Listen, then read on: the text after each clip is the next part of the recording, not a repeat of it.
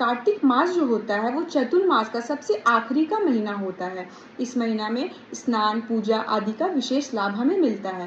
कार्तिक स्नान जो होता है वो होता है तारों की छांव में अर्थात अंधकार में।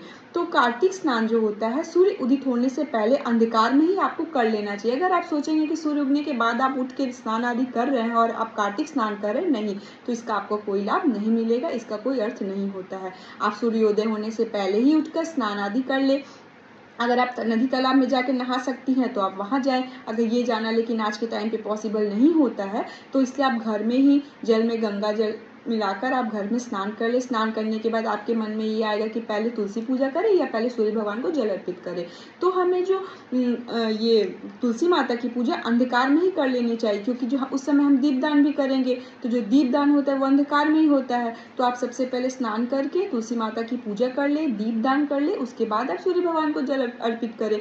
और जो दीपदान होता है ना, दीपदान कभी भी उजाला में नहीं करना चाहिए। या तो आप सूर्योदय होने से पहले सुबह में कर लें या फिर आप संध्या के समय भी दीपदान कर सकती हैं। और दीपदान करते समय ना जो दीपक का लौ होता है उसका मुंह साधक की तरफ रखना चाहिए, इस बात का आप ध्यान दें।